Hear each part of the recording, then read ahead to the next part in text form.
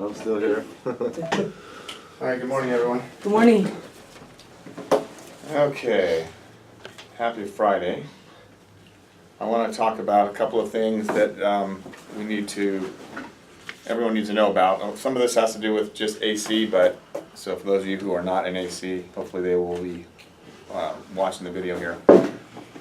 So going forward, all the refrigerant cans have been weighed that are in the AC trucks, and you need to weigh them again as you use them so that we can charge the difference to the job. So, you know, that makes, I mean, it's pretty self-explanatory.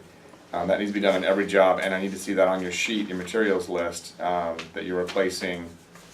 We'll replace it once it gets used up, but we need to make sure that that's happening. Tools, techs that are purchasing tools for any tech, HVAC, plumbing. If you happen to purchase tools, number one, you're going to get charged not out of your service volume, that's coming off of basically out of your paycheck, whatever it is. So you need to make sure that you turn that invoice in, circle it, whatever it is, so that the cost of that, you know, it's your tool, you're going to keep it, it needs to go onto there. If you're going to spend anything more than, you know, a few dollars anyway, you need to let somebody know, a manager know, and approve it, because we're not here to pay for your tools and then, you know, it has to be approved, okay? So don't just start buying all kinds of stuff and think that that's okay. So materials lists, when you have a materials list, when you're making a materials list, I guess this came up with Renars recently. He makes up a materials list. There's no prices on anything. I don't really know. He just turns it in with his invoices, which I don't want it with your invoices directly, because I'm assuming that goes on a job, and I got to figure out what job that goes on or whatever. But if you want to get parts replaced for your truck stock, for an example, then I should have something being charged to jobs on those material lists. So that's what I was trying to explain to him. So there's actually two lists. One to get replacement parts. Let's say it's all of the 5 jobs you had this week that you used parts off of your truck. There'll be one list that's going to basically say, hey, this is what I've used. I've already turned in the purchase orders are already charged to the job, so there's a material list for each one of those jobs. If that happens, now I know, okay, yes, all of these materials were used on a job and charged to the job. And then here's my list that is replacing all of those parts back onto my truck stock. That's what has to happen. Where is that list? So it's the same list. It's just put on there, replace truck stock, and then but there should be separate ones that include all of those parts. Right. Right. So if you have 20 parts on that that you want replaced on your truck, the same parts list that we have, there should be a materials list for each one of those jobs that equals that big final list. You know what I'm saying? Does that make sense? So for every job, let's say you use 2 items on this job, 2 items, 3 items, 5 items, 2 items. All of that list of items can be on one list to replace your truck stock. We can give that to Bryce, but before that gets done, I want to make sure that there's a list for each job that those items are used and charged for. So a daily list? For each job, whatever the job is. Yeah, whatever job you use. It could be a 2-day job, a 3-day job, a 1-day job, you know, whatever, it doesn't matter. Okay? Because what's happening is, if you turn in a list, and I don't know what job it goes to, and then I've got to try to figure out, okay, was that charged to the job or not? Well, now I need another part. Well, I need filters, for an example, because that's used on a regular basis. Well, that's great that you need filters, but is it charged to the job? Does it have a purchase order for that filter? You know, and that's what's not happening.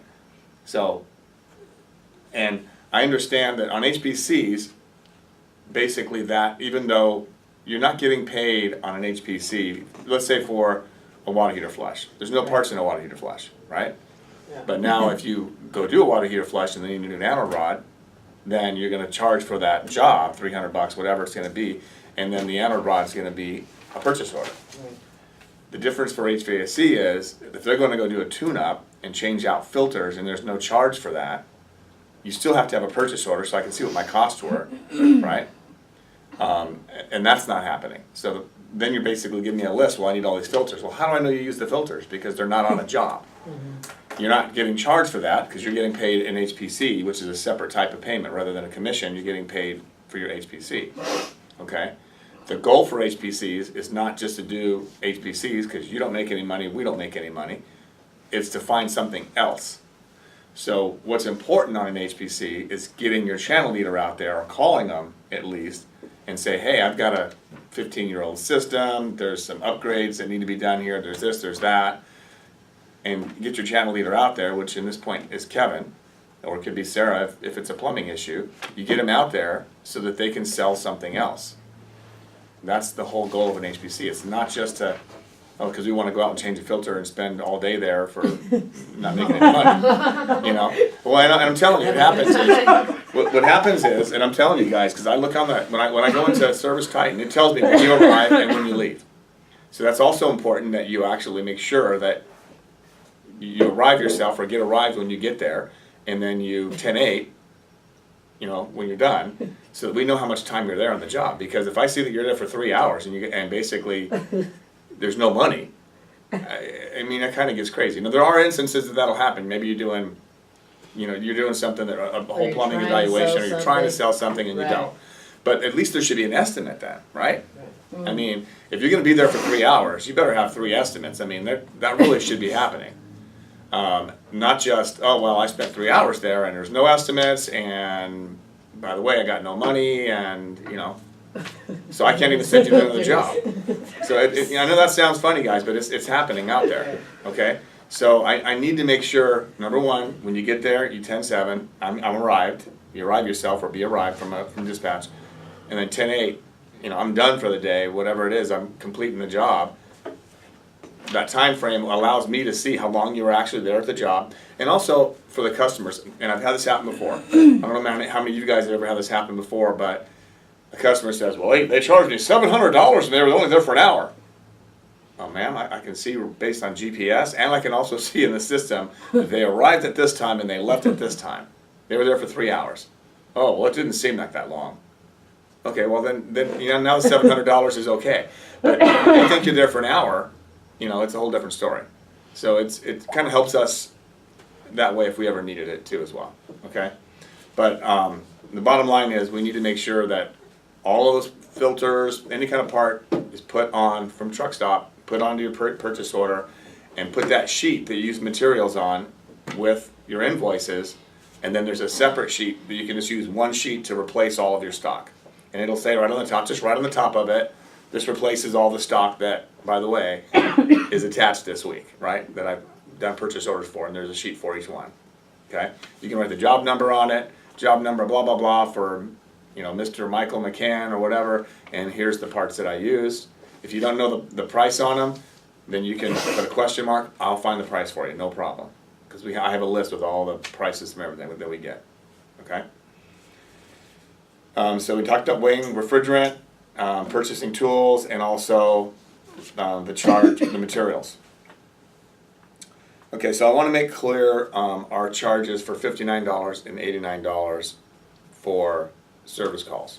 Okay, so first of all, what's happening in the system is that we look at the board and we see jobs that are closed out, and it says $59 or $89, and we haven't collected the money.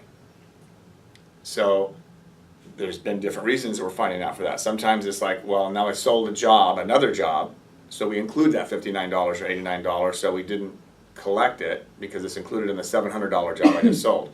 But we made a whole nother ticket. So sometimes that's been dispatched, which I've made clear now with them, and sometimes it's been us. Like instead of rescheduling a job, we create a new job that basically the other job just sits there and is in limbo. So I want to make sure that I'm clear on the $59.89. The way that we charge the $59.89, and there are some situations where we're going to waive that. Let's say, for an example, there's a leak, a major, a slab leak or something like that. I'm not going to charge $59 to go out to a plumbing leak if I'm getting out there free of charge and doing an estimate right away, because we want that job. We don't want to potentially have a customer say, well, $59, I can get a free estimate from somebody else or whatever. We want to get out there and start building a relationship there. So there are situations that we're going to waive it. But if we waive it, you just got to go in and edit that to 0 once we get on the job. So if we booked a job with $59 or $89 for HVAC, and you go out to the job, and for some reason we decided to waive it, we're not gonna collect it, then it needs to be zeroed out, so that when we close the job, there's no money owed. Because it's showing money owed on these jobs because maybe we did waive it and we didn't, or the customer's all upset about it and we said, okay, we're gonna waive it. Just put a note in there, waived it because customer was upset, zeroed out, and then we'll know. Customers get upset for $59, $89, there are some that will. Yeah. But the reason, what's the reason that we do the $59, $89 deal? Who can tell me? So we can cover at least some of our costs. Okay. What we don't want to do is go out, we want people to want us to come out for a reason, serious, not just shopping around. People who shop around, I'm gonna get 3 estimates, I'm gonna get 3 plumbers out here, I'm not really ready to buy today. We don't want to be driving all over town, getting there and just giving an estimate for free and walking away. We'll give it, we'll give a free estimate, but we're gonna charge the $59 or $89 if it's just an estimate. And that's what I expect. Now, if we go back and do the job, so here's the thing. So let's say that, for an example, Sarah goes out today, she charges $59 to the customer. And the customer says, well, I wanna do the job, I'm gonna do it next week. So if Sarah then schedules it for next week, we will waive, because they got scheduled today, the day we were there, they scheduled it. Not, well, I'll call you next week, or I'll think about it. It doesn't get waived until we get the work, period. Right. I want a signature that we got the work, okay? Once that happens, then we waive the fee. But if they decide not to do the work, then we're charging them the $59 or $89, okay? So, who's responsible to collect payment on the job? Person that's out there. Okay. So let's say that Kevin sells the job and Jay goes out to the job. Who collects the money? Does Kevin have to collect it because he sold it, or does Jay collect it because he did the work? Jay does it. Okay? So whatever Jay's agreeing, normally it's gonna happen, what's gonna happen is Kevin's gonna sell the job and you're gonna get the service volume, or you're gonna get an hourly wage, whatever it is that you guys agree upon, depending on the type of job and how much money's in it and all that. But basically then Jay would be collecting. He's finishing the job, he's there with the customer. Expectations are probably the easiest way to get paid. Setting the expectations. So when you're at the job and Jay gets to the job and he says, okay, I'm gonna be doing the job today, I should be able to finish by around 3 o'clock. Are you gonna be here to be able to sign, papers and everything else before I start? And then at the end, to sign papers and so I can collect payment. If you set that expectation, then you know. Well, I'm gonna be going picking my kids up in between 3 and I'll be home around 4 o'clock. Okay, well then I'll make sure that I'm here at 4 o'clock, we can get final paper signed and collect payment. You're setting expectations. It's really simple as that, okay? Because what'll happen is if you don't know that they're gone, you don't know when they're coming back, and then they'll say they went to go get their kids, you don't know if they're coming back, Jay's done at 3 o'clock, they're gone. So Jay's like, well, they're not here. So I don't even know what, when they're coming back or whatever. Well, they're gonna be back at 4 o'clock. If you would ask the question ahead of time and set the expectations, you would have known, but now we're not waiting for payment, okay? So just make sure you understand, if you're doing the job, you're collecting payment. Okay, unless there's something else that, Kevin talks to the client when he first sells the job, he may say, okay, well, we're doing more work, and I'm gonna add on to this, and we're not gonna collect until tomorrow, so don't collect. He'll tell you directly not to collect from the client.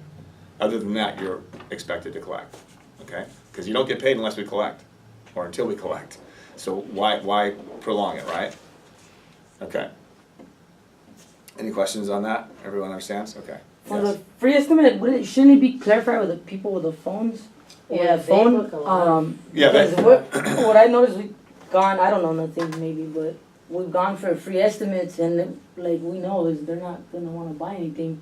It's almost like they're shopping around. Yeah, that happens sometimes, but that's when we should be collecting the $59.89, and they do say Yeah. that on the phone. I listen to most of the calls that come in, so they'll say that we do charge $59.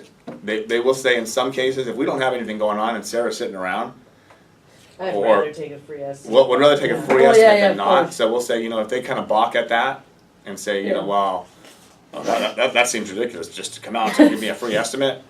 Well, you know what? I can waive that today. Let me talk to the manager real quick. Let me see if I can waive that. Okay, yeah, no problem. We'll waive that. I'll send Sarah out. She's on her way right now. That kind of thing. Okay. We'd rather get out there than not. So there are those situations, but that should be in the notes. Okay. Waived. It'll say waive the fee. Okay. Okay. So it just really depends on the situation and how busy we are and all that good Of stuff. course. And what type of call it is. All right, so there's a, for uniforms, I want to bring up something about uniforms. So I'm seeing right now, like Jay's wearing the old uniform, Sarah's still got a Ben Franklin. So here's what's going on with the uniforms. The new logo, they have the new logo that says Plumbing, heating, and air. Kalka Plumbing, Heating, and Air, and they're basically like a screen print. They're changing out the name tags so we don't have the embroidered dark ones and some light ones, and they It's all over don't the match. place, yeah. They're gonna make them match. They're gonna be white on white with the black lettering, the same Thank type of God. lettering as the Kalka. That's coming by Tuesday. He's gonna have those. So next Friday, he's gonna have all our names printed on the right way. So next Friday, I need everybody who has uniforms to take all the uniforms and turn them in, because what he's going to do is he's going to take those uniforms and get them done quickly, like a kind of a rush, to get our new name tags put on them, make sure all the logos are on them, and then so you're only going to basically take what you're going to need for the weekend or till like Monday for to wear of what hopefully is already fixed. If it's not fixed, that's fine. We'll get like 2 days worth of uniforms. And then basically by Tuesday of next week, he's going to put those back. The other ones will be back here. Take those new ones and put the other ones back so that they can get taken care of. And he'll take those. So it's going to basically be a 3-turn deal. What he's going to come and get what he has, what we have in here, minus whatever you take on Friday. And then when you come back after that, the new ones will be back. Put the old ones, the last couple that you have, put them back in there so that the old tags can be taken off and redone. Are pants too, or just the shirts? Just the shirts. The shirts are the most important part because they're the ones that are getting the names and they were looking the logo. uniform. So basically, and if you need something washing, obviously go ahead and do that. But we just want to make sure we want to get them all consistent. Yeah. Okay. Because the problem is a lot of you don't turn them in because you're afraid you're not going to get them, you're not going to have a uniform and all of that. And I told him that. So we're going to work on getting that. I've also talked to him about a couple of other things. I mentioned to Kevin yesterday. So he's going to give me some samples of some different things. So I looked at some T-shirts. I'm looking at some T-shirts that we can put underneath these white shirts that won't. They're not going to be too dark so that they look see-through it too bad and look horrible. But we want something that, so you're not basically ruining these white shirts, because we want to look good when we get to the door and maybe when we leave. But when we're doing the work, take off our shirt. We have a T-shirt on underneath. We can do our work. It's still They're their company inexpensive. logo and looks Way better. professional. Yeah. That's way The better. wow, I used to do perfect.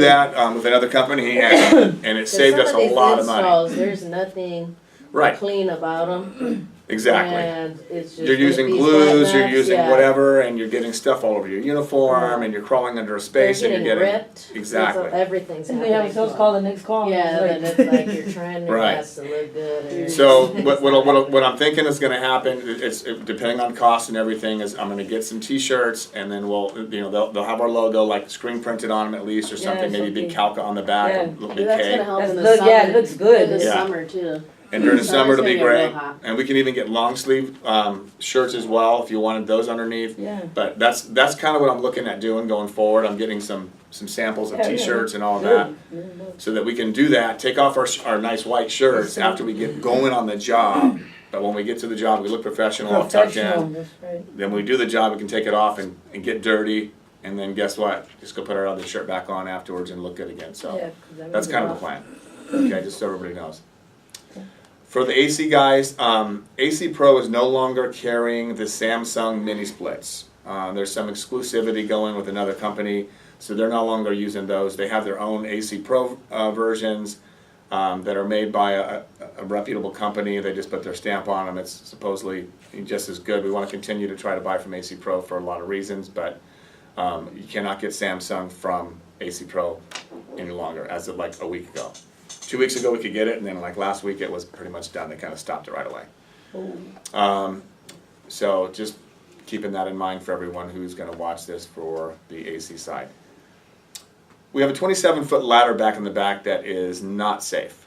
So if you have to use a 27-foot ladder for something, at this point we're going to have to rent something, rent one from Home Depot or whatever. I had to do that yesterday because I guess the bottom where the foot is or something is all bent to the point that it can't be bent back, and it's not stable and it's not safe. So when you're going up that high, a little bit of instability can make a huge difference and cause someone to get hurt. So I basically opted out of using it and we rented one. So just keep that in mind. If you need a 27-foot ladder, the one that we have here is not safe to use, so do not use it. If it can be fixed, we'll look at it and see if it's something that can be replaced or repaired, but it doesn't seem to be It's at out of this point. commission. Yeah. Okay. Anybody have anything, Kevin? No, yeah, well, I wasn't paying attention to too much of this, but did we cover the repipe trays at all? Oh, no, I didn't. Okay, so, repipe trays, we have a big repipe starting next week, I think on the 23rd. Yeah, Tuesday. And so, just so you guys know what's gonna go on for the plumbing trucks, we're taking the trays out for, all the trucks, and we're basically having 3 repipe trays that are gonna be in the warehouse. So you have to check those out. They'll be inventoried, so they'll be, basically a full tray will have a certain amount of fittings to make sure we should be able to complete a repipe with the transition pieces and everything will be in there, supplies, angle stops, etc. And so, basically, Kevin and I and Bryce were talking about it yesterday and kind of figuring out what we think we would need for a basic repipe. And those will be put together. So when you then return it, it's expected that whatever is missing out of there, because it'll be inventoried again, will be on your materials list, basically for your purchase order, so that we can make sure everything gets charged appropriately. Because we don't want, I don't have this fitting on this truck or this on this truck, and we gotta go to another truck and take it off someone else's stock and do all of that, which we had to do, which they did with Sarah's truck.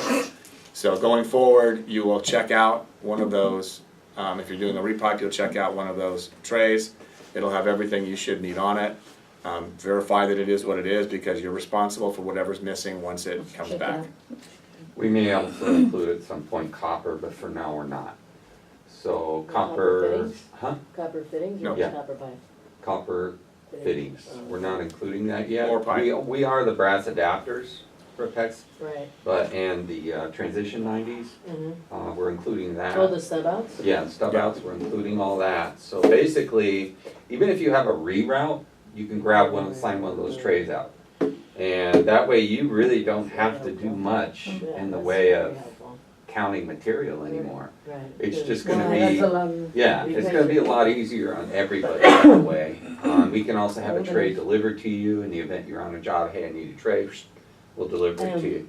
And then we're gonna, give you, we're gonna inventory the pipe that we give you and then inventory it when it comes back and then we'll charge Like you the pipe accordingly, piping and yeah, everything? yeah. So, Yeah, how does that work? I've been wondering because what I've been doing is I'm getting charged, like it doesn't matter what job it is, if I have to buy a roll, I'm just getting charged for that whole roll. well, And then I what just should be not happening paying is for you it. should be returning it. It should be, And only it get should be charged. measured.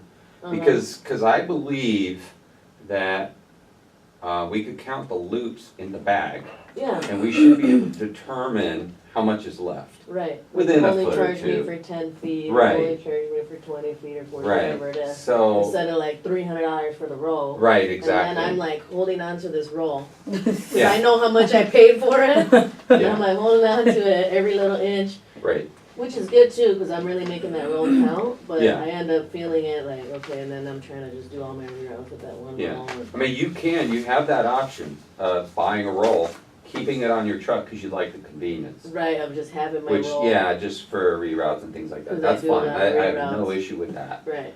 But, Or the option in like the repipe, I'm gonna have all these rolls, return it, mhm, and then you're only gonna charge me for the feet. right, That makes more sense. yeah, it makes a lot more sense in those I'm gonna scenarios. have one. Yeah, and if you keep track of how much you used on it, I mean, if it's, what, they come in 50-foot rolls? Yeah, So, whatever it is, if you use 30 25. feet and there's 20 feet left, we should be able to determine that, I think, Right. realistically, without having to unroll the whole thing, get close. Cool, So that's Lot fine, more organized. that's what we do. okay? Alright, so, that's gonna be starting here, he's already been getting that going, we'll get all the trays together, so by next week, hopefully, before you even start, you can check one out and be Cool. good to go. yeah, and one other thing on the ket saw, I'd like us to start using that more often. One of the things that really annoys me is when I go on like repipes and I see we got these holes that you might as well have just taken a sledgehammer and hit them. I mean, because these holes are nasty looking, they're all crooked and everything else. And what has to happen is the drywaller has to come back, and then he's gotta even out those holes, then he's gotta cut a piece, cause he can't use the piece we took, cause we bashed it up. So it's really simple, find your stud, go stud to stud, make a big hole, it doesn't matter, you know, it's not gonna cost anybody any more. Right. And save the piece, label it to that wall. You know, you can write on the wall with a pencil, hey, P1, and then you write on the back of the drywall P1 and somebody matches it up. But the other important thing is, we make these huge messes and then we spend all this time cleaning it up. Yeah, that's the thing. But if you go in with the Ketsaw and the vacuum, you can make a really nice cut and not even have a tarp underneath you. That's what we're gonna Because take that's to this how repipe. good these things work. Yeah, that's what we're Wow. doing. Right? But I understand that sometimes there's some angle issues, Like crazy, yeah. right? Mhm. So, but we have other tools that we could just, hey, when it gets to that place where you can't use the Ketsaw, you could use your other tools. Now that could be a grinder that's multi-positional because the Ketsaw doesn't adjust, or you could use your utility tool, the Dremel tool, or what have you. But you can keep the vacuum next to it as you're operating it. Right. That vacuum, by the way, is a HEPA vacuum. I spent a shit ton of money for That's that. legit right there. That is Damn, legit, really? man. That's what And I'm so, manufacturing. and the customers love that because when they see it, it looks very, very professional. So one of the issues that I have with that vacuum is the hose isn't long enough. So when you're cutting the ceiling, it's like you gotta have it on something, standing on another ladder or something like that. And if you're by yourself, it gets really awkward. So I'm gonna order an extension to that hose, so we can leave it on the floor and we can operate in any angle, and that way we're not fighting it. But it's a very, very good tool. So, Because we do a lot of reroutes and repipes. Yeah. You know, we do. so take your time, take a level, you know, draw out, you know, where you're gonna cut, follow that pattern, you know, and make your hole. You know, and the drywaller will love you, they'll charge the customer less, and you're gonna look a lot more professional. Looks good. Alright, guys, that's it, happy Friday, let's get going and make it happen. Yes, sir. This house that we're repiping.